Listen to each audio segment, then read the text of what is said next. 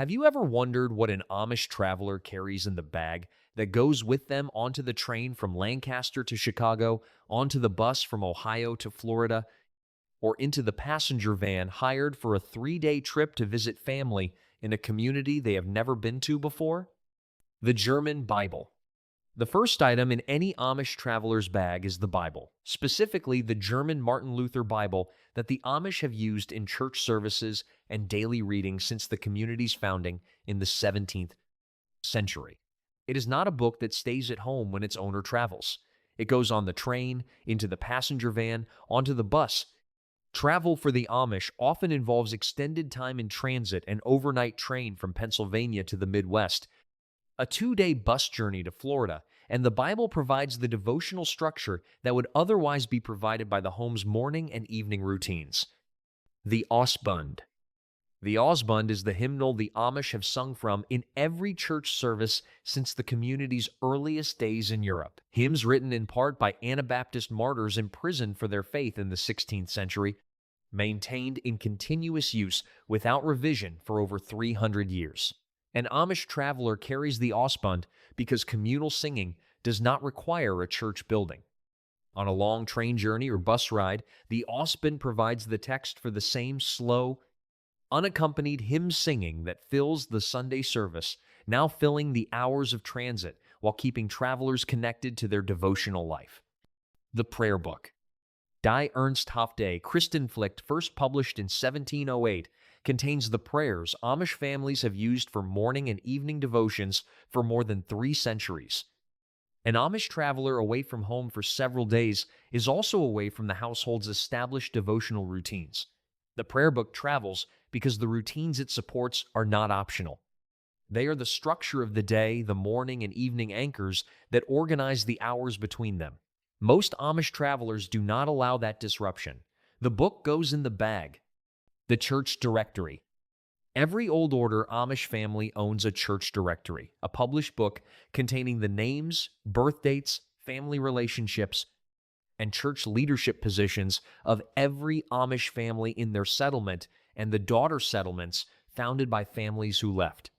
The Lancaster County Church Directory, for example, covers not only Lancaster County itself, but every other Amish community, established by families with Lancaster roots, a network of related settlements that spans multiple states and that the directory makes navigable for any traveler moving through it. An Amish traveler carrying the church directory is carrying a social map of the communities they will pass through, a reference that tells them who lives where, which families are related to their own family by blood or marriage, and who holds leadership positions in the churches they may attend during their journey. This matters practically because Amish travelers do not book hotels. They stay with Amish families in the communities they pass through, and the church directory is how they identify which families to contact, whose hospitality to request, and where the nearest church district is at each stop along their route. Homemade food. An Amish traveler on a long train journey or bus ride carries food from home rather than purchasing meals from the dining car or the terminal food vendors along the route.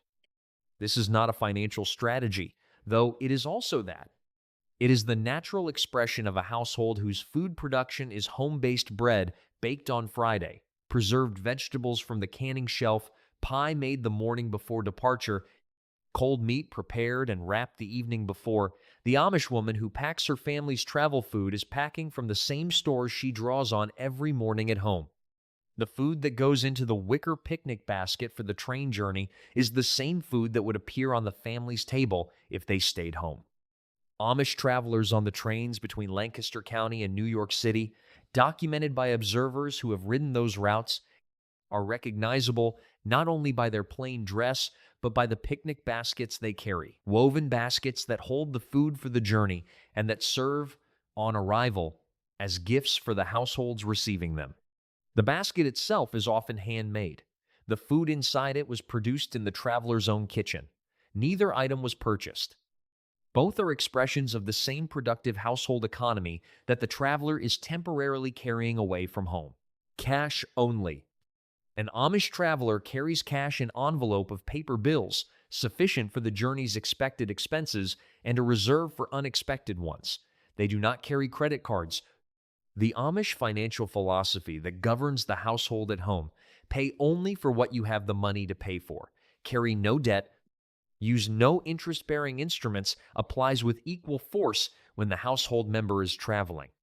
The practical implications of cash-only travel in a world where digital payment systems are the default are not negligible. Some payment situations on a modern journey require negotiation: a hired driver who prefers electronic payment, a medical facility that bills rather than accepts cash at the point of service, a transit system that has moved to card-only ticketing. Amish travelers navigate these situations through the same combination of direct communication and community-arranged alternatives that they use to navigate other points of contact with the modern economy. The cash they carry is also their only financial resource if the journey takes longer than expected or produces costs not anticipated in the planning.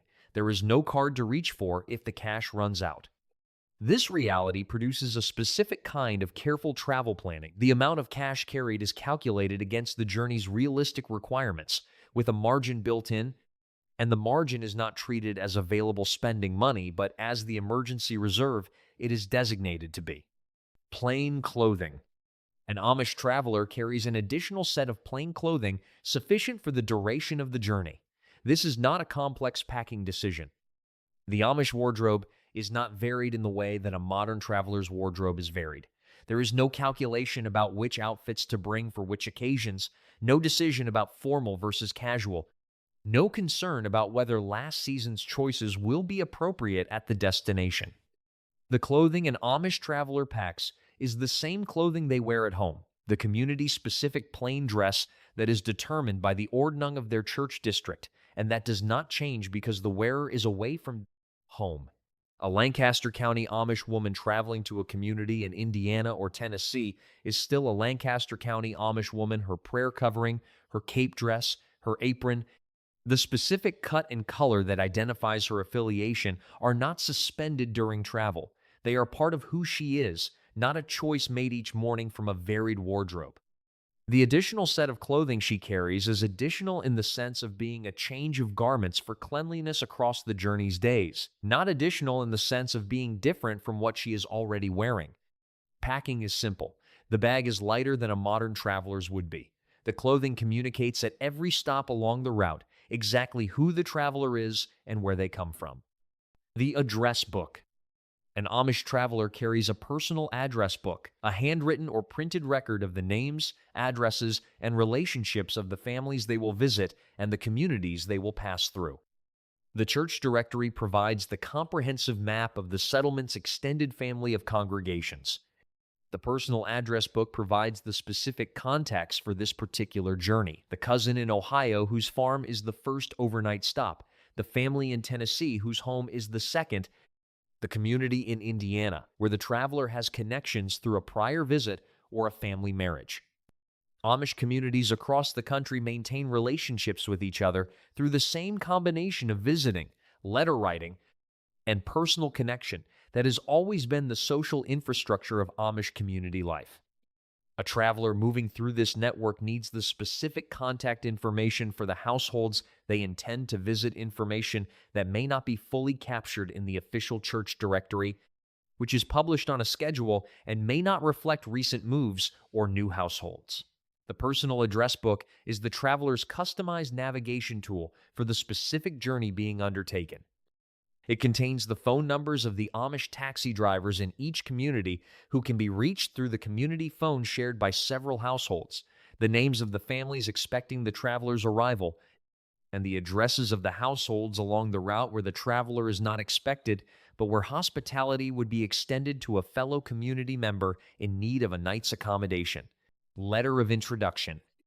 When an Amish traveler is visiting a community where they are not personally known, a distant settlement they have not visited before, a church district connected to their own through denominational relationship, rather than personal acquaintance, they may carry a letter of introduction from their bishop or deacon.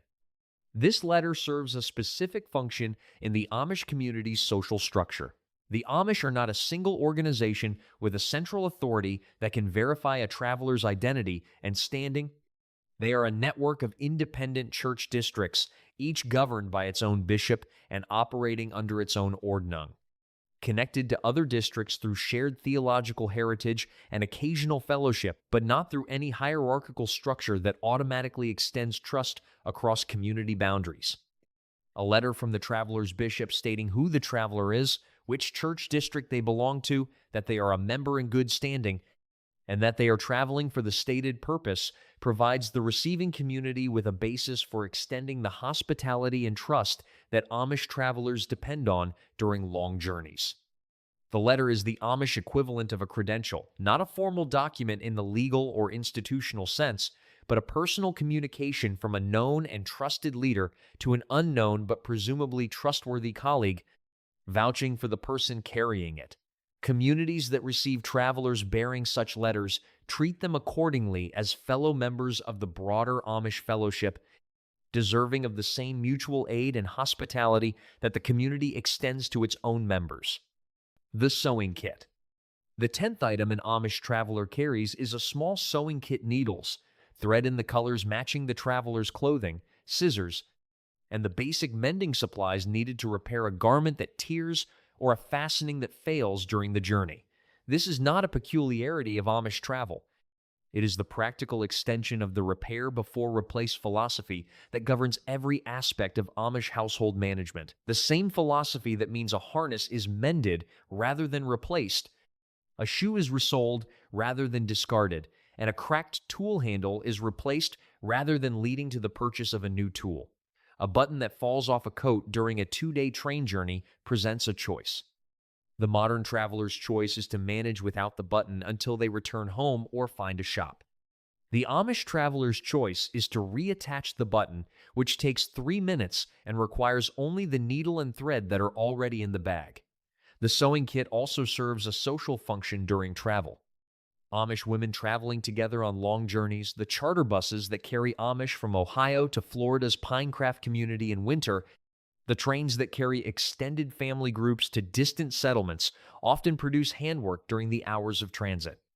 A long bus journey is not experienced as idle time to be filled with entertainment. It is time that can produce something useful. The needles and thread that mend a button can also advance a quilt square or a piece of embroidery. The bag that carries the traveler's practical necessities also carries the means of being productive with the journey's hours. Conclusion. The 10 items described in this video, the German Bible, the Ausbund, the prayer book, the church directory, the homemade food, the envelope of cash, the plain clothing, the personal address book, the letter of introduction, and the small sewing kit are not a packing list designed for optimal travel efficiency. They are the natural selection of objects that a person carries when their daily life is built around specific values, and those values do not change because the person is temporarily away from home. The Bible and prayer book travel because the devotional life they support is not a home-based practice that pauses during travel. It is a daily practice that continues regardless of location. The Ausbund travels because communal singing is not a church-building activity, but a community activity that can happen anywhere a group of Amish travelers finds itself with time and shared purpose. The church directory and address book travel because the Amish traveler does not book hotels, they move through a network of known and connected households. And the books are the navigation tool for that network,